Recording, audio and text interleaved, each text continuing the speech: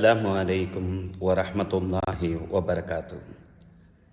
நம்மளை பொதுவாக நண்பர்களுக்கு மத்தியில் ஒருவருக்கொருவர் கேலி பரிகாசம் பண்ணுறது, கிண்டல் பண்ணுறது, அதெல்லாம் ஒரு இயல்பான ஒரு விஷயந்தான். அதே நேரத்தில் அந்த பரிகாசத்திலே ஒரு விதமான பரிகாசம் தான் சுஹரியா என்று சொல்லப்படும்.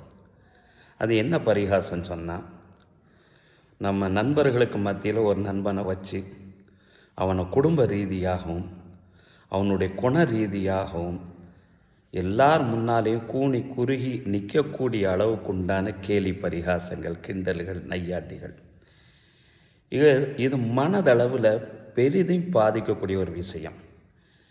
இதை அல் குர்ஆன் ஷரீஃபில் இறைவன் இவ்வாறு சொல்வான். சூரத்துல் ஹுஜராத் 11வது வசனம்.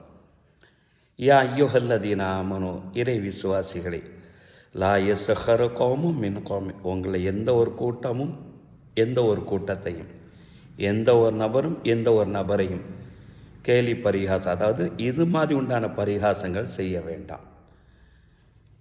எதனால் இதை நீங்கள் பண்ணுறீங்க? உங்களை விட நீங்கள் அவங்களை தாழ்வாக நினைக்கிறதுனால தானே பண்ணுறீங்க.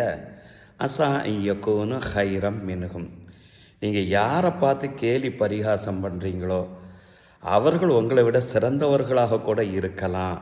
அதனால் இப்படிலாம் நீங்கள் பண்ணாதீங்கன்னு சொல்லி இறைவன் இந்த வசனத்தில் குறிப்பிடுகிறான்.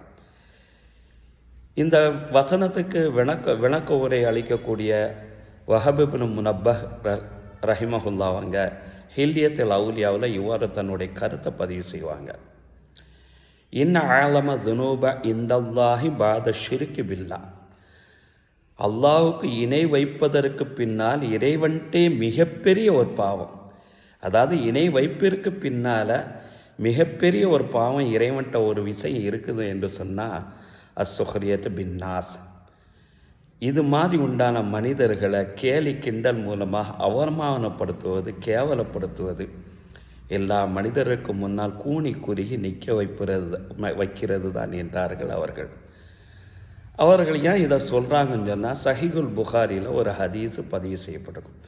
இன்னல் அபத ஒரு அடியான் லயத்த கல்லமுபி கலிமா, ஒரு வார்த்தையை பேசிடுவான், கேலி கிண்டலாக பேசிடுவான், ஆனால் அதை பேசினதுக்காக வேண்டி எந்த விதத்திலும் வருத்தப்பட மாட்டான் அல்லவா.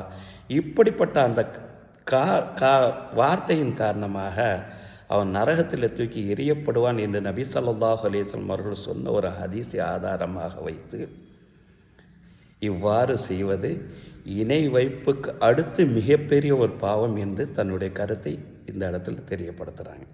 இது போன்றுண்டான நிகழ்வை விட்டும் அல்லாஹ் நம்மை பாதுகாப்பானாக. ஆமீன்.